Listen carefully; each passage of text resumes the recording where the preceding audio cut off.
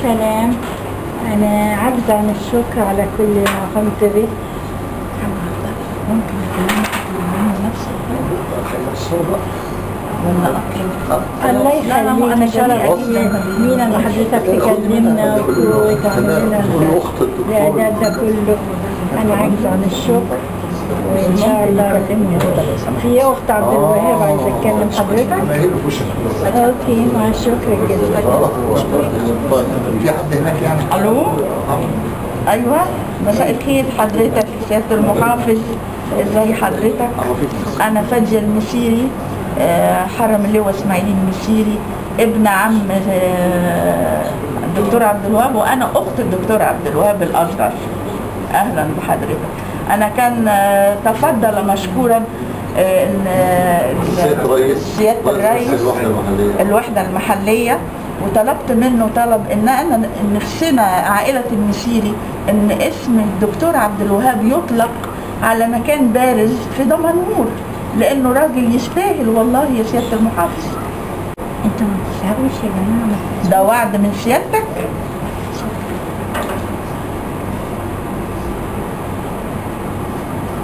والعالم كله يا سياده المحافظ، والله العالم كله.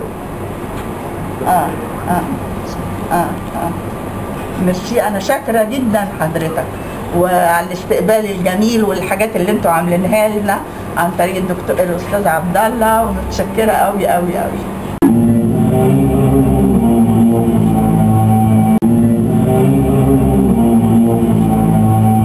ولا تبصر الميزان والأرض وضعها للأنام فيها فاكهة والنخل ذات الأكمام والحب ذو العصف والريحان فبأي آلاء ربكما تكذبان. واحنا بنحتفل النهارده بمولد الدكتور عبد الوهاب المسيري.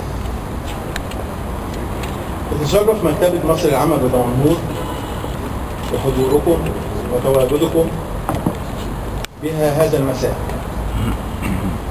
في الاحتفالية التي تقيمها تكريما للراحل الكبير المفكر الدكتور عبد الوهاب المسيري تحت رعاية السيد المهندس محمد مختار الحملاوي محافظ البحيرة.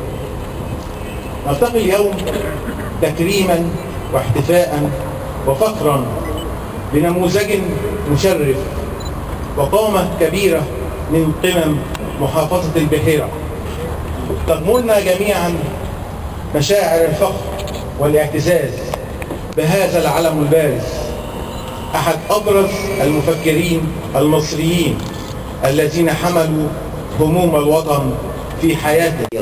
أهلا بكم في بحيرة الدكتور عبد الوهاب المسيري الثائر والثورة. الحقيقة أنا لا أريد أن أطيل في التقديم لأن كم الحضور وقدرهم يلزمنا أن نستمع إليهم. كانت تكتب صدر في دمنهور القاهرة، حتى ما كان يترجم للغات أخرى صدر في دمنهور القاهرة لندن، صدر في دمنهور القاهرة كذا. هذا حب للتراب، هذا حب للأصل وللأصالة، هذا حب للجذور، ونعمل بالجذور التي أنبتت تلك البذور وآتت لنا بهذه الشخصيات العظيمة. يسعدني ويشرفني أن أكون بينكم اليوم في هذا الاحتفال الكريم بذكرى ميلاد المفكر الكبير الدكتور عبد الوهاب المسيري. وأود أن أبدأ بالشكر الجزيل للسيد المحافظ الذي أناب السيد اللواء رئيس المدينة لتقديم درع المحافظة باسم الدكتور عبد الوهاب المسيري، وتسلمتها نيابة عنه. كما أود أن أشكر السيد رئيس مكتبة مصر العامة فرع دمنهور والسادة أعضاء مجلس أمناء المكتبة. كذلك أود أن أتقدم بخالص الشكر والعرفان لكل من ساهم بجهده ووقته في الإعداد لهذا الاحتفال وتنظيمه بهذه الصورة الراقية.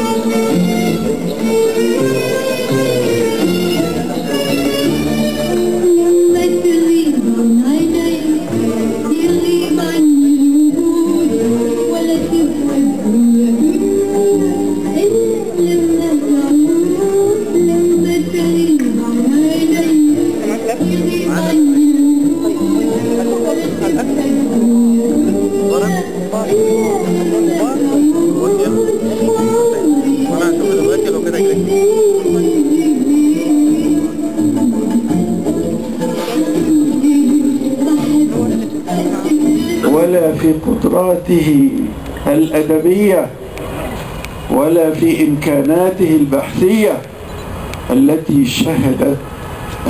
شهد العالم بها قبل أن نشهد بها نحن أهله وعشيرته. عبد الوهاب المسيري أسطورة كبيرة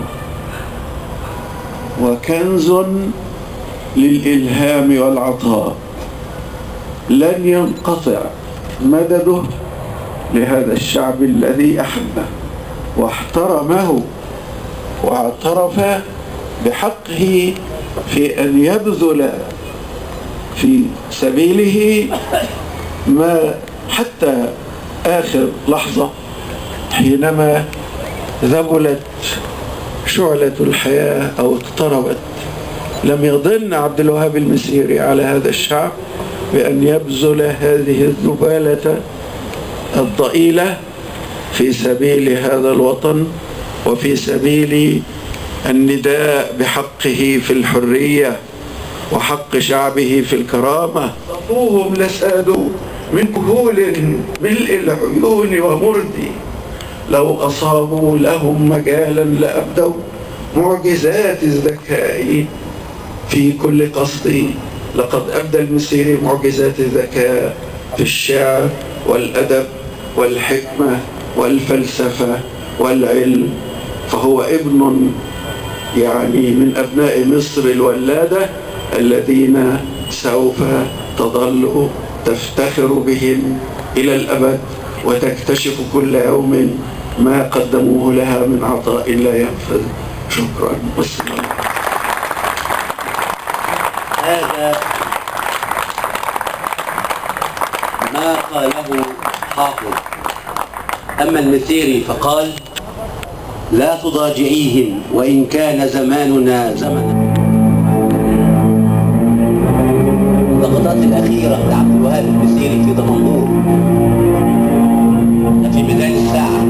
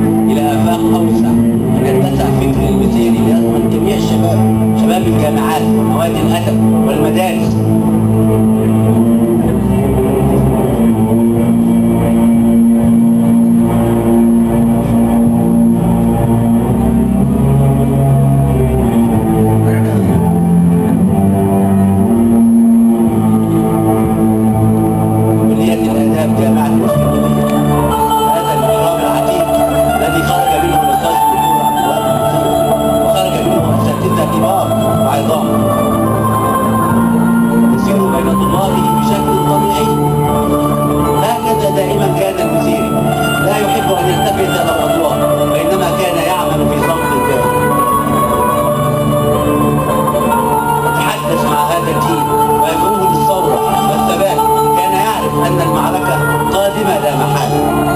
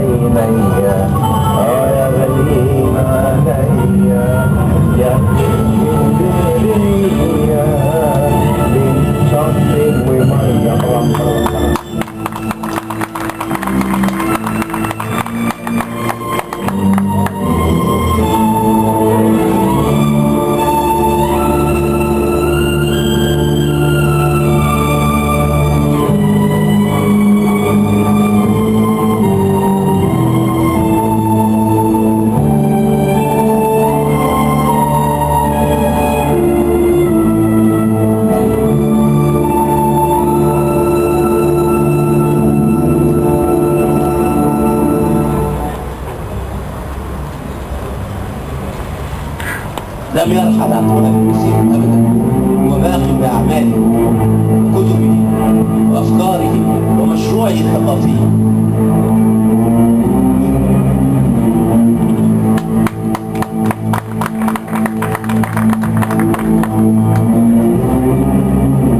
الزياره الاخيره دكتور المسيري للمقابر العائله في طنطا.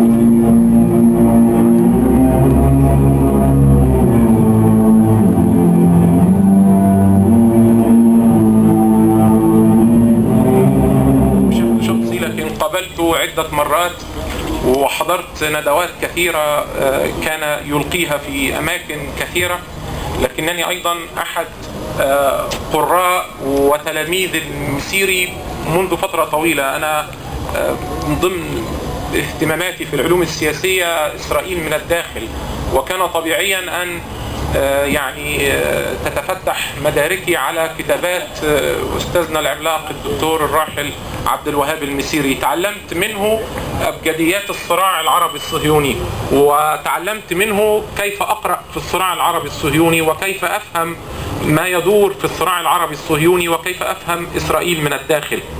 واستشرته عدة مرات عبر الهاتف، وكان يعني في بدايات مرضه أعتقد في منتصف التسعينيات هذا الكلام، وكان يعني يلح علي عبر الهاتف أن أعيد الاتصال به لأنه على سفر للعلاج أو على يعني موعد لأخذ العلاج هنا في مصر أو خارج مصر. الإطار التحليلي الجديد الذي قدم من خلاله بعض المفاهيم والمصطلحات التي يجري تداولها بصورة عابرة وسريعة مثل العلمانية والمادية وغيرها. ولن أطيل في هذا الجانب، فقد أغناني صديقي الدكتور عبد الفتاح ماضي في التحدث عن الجهد الفكري والعطاء الفكري، وهو ما قيل وما يمكن أن يقال في هذا المجال قليل لا يفي على الإطلاق أستاذنا ومعلمنا الدكتور عبد الوهاب المسيري جزءا من حقه. لكن دعوني أنتقل إلى الجزء الإنساني في عبد الوهاب المسيري. عبد الوهاب المسيري بكل هذه القيمة تعرفت عليه عندما بدأ مشروعه الأول في أولا كنا نلتقي في بعض اللقاءات العابرة عندما كنت أعمل باحثا بعض الوقت في مركز دراسات السياسية والاستراتيجية في الأهرام، وكانت كتاباته وخاصة كتابه الأول الذي بنى بعده فكرته حول الموسوعة المصطلحات الصهيونية كان أحد المعالم المهمة التي عن أن نجبن ونتراجع ونتوارى في بيوتنا. هكذا كان عبد الوهاب المسيري بقدر قامته وقيمته الفكرية والبحثية الهائلة، بقدر رقة مشاعره وعطاؤه المتعدد والمتنوع، فهو كاتب للقصة قصص الأطفال، وهو الكاتب الشعر، وهو الناقد الأدب المرموق، وهو الباحث في علم السياسة وعلم الاجتماع السياسي وفي الأنثروبولوجيا. كل هذا اجتمع في شخص موسوعي بقدر ما أعطى لمصر. أنا أظن أن مصر الآن مدينة له، من أول رئيس الجمهورية الدكتور محمد مرسي، ولن أكل ولا أمل في أن يكون تكريم عبد الوهاب المسيري من العام القادم على أعلى مستوى في هذه الدولة، لأن كل من يجلس الآن على كراسي المسؤولية ويتمتعوا بالمسؤولية ويتمتعوا بالسلطة مدانين أو مدينين لأمثال عبد المسيري بكل عطائه، بكل كفاحه، بكل اجتهاده. أتمنى العام القادم أن يكون هذا الاحتفال ليس فقط في دمنهور لكن في قلب القاهرة، وأن يأتي كل وفود الدنيا لتشاركنا الاحتفال بقيمة وقامة هذا الرجل العظيم. كل سنة وانتم طيبين. نلتقي العام القادم ونحن حول عبد المسيري وحول ذكرى عبد المسيري، وشكرا جزيلا لكم. يعلمنا نكون اهل. تحية إلى إمامي في الصلاة شيخ طريقتي الجديدة اللي بدعوكم كلكم إن أنا أتشرف وتتشرف قامات كبيرة زي كلية الآداب وزي مكتبة دمنهور العامة بتدشين الصالون الثقافي بالتعاون بين رابطة محب المسيري اللي أتشرف وشرفتني المكتبة والأستاذ أحمد ومجلس أمناء المكتبة برئاستها. تحية إلى طائر أفراح المستقبل، ده اسم من أسماء المسيري سماه الدكتور الراوي. تحية إلى صائد الذئاب المتلونة، اسم من أسمائه الأستاذ فؤاد السعيد سماه فيلسوف البسطاء والمفكرين. تحية إلى هدهد سليمان، الأديب خليل شلبي قال عليه كده. تحية إلى الرجل الذي حي عصره، سماه الأستاذ محمد حسنين هيكل كده. تحية إلى الدائب الواعي الدكتور محمد سليم العوة. تحية إلى مفكر ثورة الضاحكين، الشباب على الفيسبوك سموه كده مفكر ثورة الضاحكين. تحية إلى زعيم اليمين الذكي، سماه الأستاذ الدكتور لميس عوض سنة 72 وخد باله منه في مناقشة بينه وبين الأستاذ ابن دمنهور توفيق الحكيم وفي مركز القاهرة للدراسات الاستراتيجية، وقال أتنبأ لك ستكون زعيم اليمين الذكي. أقول لكم تعالوا معايا نخش في عالم المسيري. الدكتورة هدى تشهد إن الدكتور المسيري قال اللي يخش عالم الدكتور عبد الوهاب ما بيطلعش أبدا.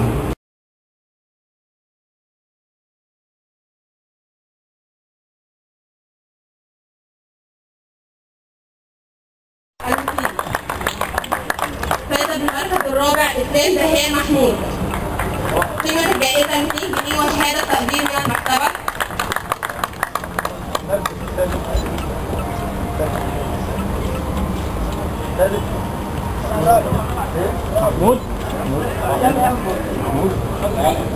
محمود محمد مطر.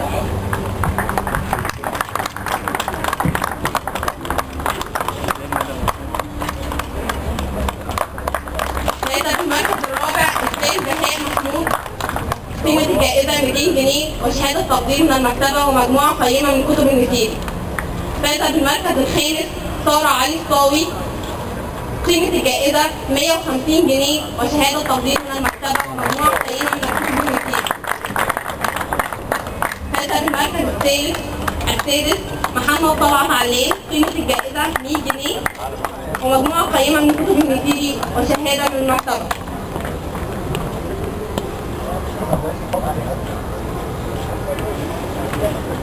المركز الثاني ميرا محمد علي مسعود.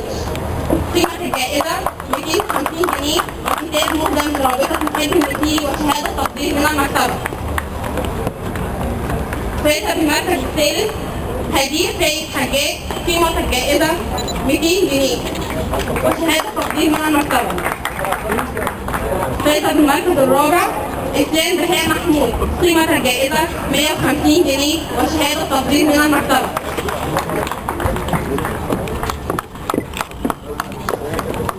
فاز بالمركز الخامس فاطمة صلاح. قيمة الجائزة 100 جنيه وشهادة تقدير من المكتبة. فاز بالمركز السادس أشرف طارق عباس. قيمة الجائزة 50 جنيه وشهادة تقدير من المكتبة.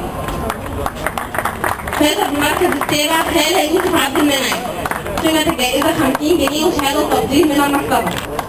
فاز بالمركز الثامن ميفا محمد محمود علي. قيمة الجائزة 50 جنيه وشهادة تقدير من المكتبة.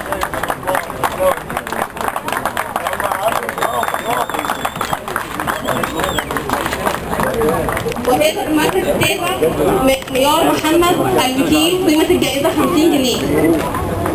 شهادة تقديم من المكتبة.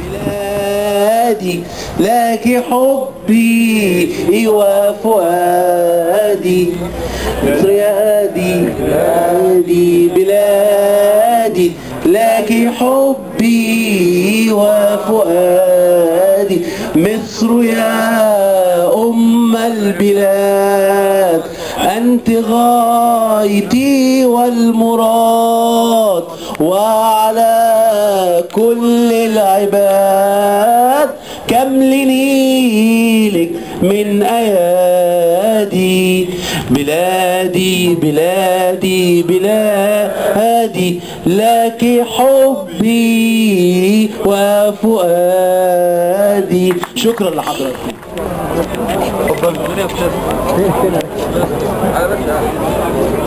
ودروع لجميع الضيوف الذين شرفونا بالحضور اليوم. شكرا لحضراتكم. السلام عليكم. يا ريت.